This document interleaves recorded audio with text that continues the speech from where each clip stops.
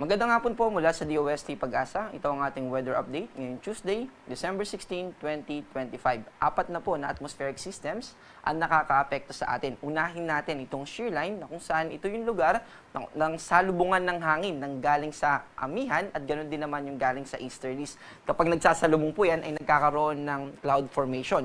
Kaya dito sa mga probinsya ng Isabela, Cagayan sa taas at ganoon din dito sa probinsya ng Aurora at sa natitirang bahagi ng Cagayan Valley Region except dito sa Batanes ay makakaranas ng mataas na tsansa ng pag-ulan. At dito po, dahil dito sa shear line ay meron din tayong nakataas na weather advisory na ipapakita natin sa mga susunod na slides. Dito naman sa kanlurang bahagi ng Luzon, particular na yung Northern Luzon at Central Luzon, amihan pa rin ang nakakaapekto. Ibig sabihin, mababang temperatura pa rin, malamig at masarap na hangin na senyales ng papalapit na Pasko ay ating patuloy na mararanasan. Pero may mga kaulapan pa rin na kaakibat itong hanging amihan. Lalo na dito sa Cordillera Administrative Region. Posible pa rin tayo na makaranas ng mga pag-ulan o pag-ambon throughout the day.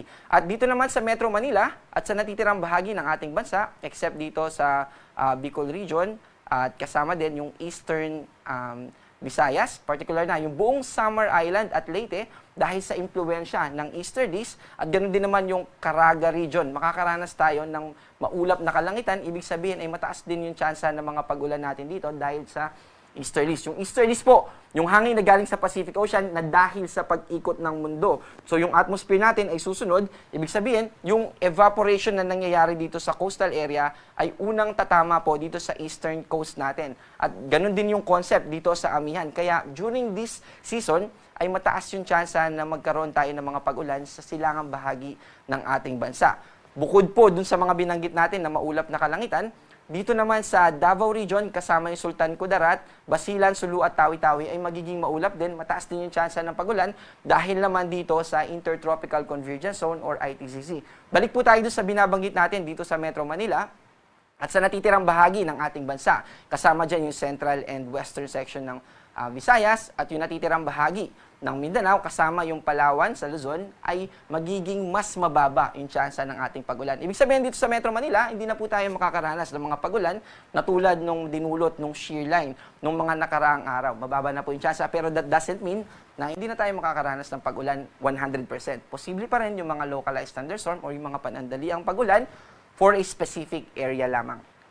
Para sa ating forecast bukas, December 17, ay magpapatuloy pa rin yung impluensya ng shear line. Kaya naman dito sa northeastern part ng Luzon ay makakaranas pa rin tayo ng mataas na tsansa ng pag-ulan sa susunod na 2 hanggang 3 araw. Patuloy pa rin yung impluensya ng amihan dito sa western section ng northern and central Luzon at dito sa Metro Manila ay mababa pa rin yung tsansa ng mga pag-ulan bukas. Dito naman sa Bicol Region ay mananatili pa rin na maulap at mataas yung tsansa ng mga pag-ulan.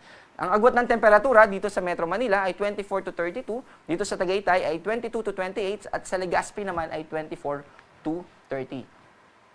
Dito naman sa Palawan, ganun din dito sa Visayas, particular na tulad ng binanggit natin, yung central and western section ng Visayas, ganun din dito sa Zamboanga Peninsula, northern Mindanao, ay makakaranas tayo ng mababang tsansa ng pag-ulan. At dito naman sa eastern Visayas, particular na itong Samar Island, northern Samar, eastern Samar, at itong Samar, ganun din dito sa probinsya ng Leyte, ay mataas yung tsansa ng mga pag-ulan kasama itong Caraga region dahil sa easterlies. Dahil naman sa ITCZ, na patuloy na makakaapekto bukas ay mananatiling maulap dito sa Davao region, ganun din dito sa southern section ng Mindanao. Agwat ng temperatura dito sa Cebu ay 27 to 31, dito naman sa Tacloban ay 25 to 31 at sa Davao ay 24 to 30. Tulad nung binanggit po natin kanina, dahil sa shear line ay inaasahan natin na posibleng umabot ng at least 50 millimeters na ulan dito sa Cagayan, Isabela at sa probinsya ng Aurora. Ang ibig sabihin ng 50 to 100 millimeters ay posible yung mga localized floodings o yung panandaliang mga pagbaha, lalo na sa low-lying areas o sa mga bahaing lugar talaga or kapag malapit tayo sa mga bodies of water katulad ng mga ilog. Iyon po ay simula ngayong hapon hanggang bukas ng hapon. At magpapatuloy pa rin ito bukas ng hapon hanggang Thursday afternoon. Same provinces po dito pa rin sa Cagayan, Isabela at Aurora at dahil pa rin sa shear line ay makakaranas tayo ng mga pag-ulan na at least 50 millimeters ayon sa ating forecast. Good news po, dahil wala na tayong nakataas na gale warning. Ibig sabihin, malaya na tayo makakapaglayag except sa mga kababayan natin kung gagamit tayo ng maliliit na sasakyang pandagat. Dahil posible pa rin maantala yung ating paglalayag dito sa eastern seaboards ng Eastern Visayas, ganoon din sa eastern seaboards ng Luzon at western seaboards ng Northern and Central Luzon. Dahil posible pa rin yung mga offshore na thunderstorm ay makaapekto sa ating paglalayag. Para sa magiging lagay ng panahon sa susunod na 3 araw sa mga piling syudad ng ating bansa, mga pili lamang po ito, pero pwede natin itong gamiting reference.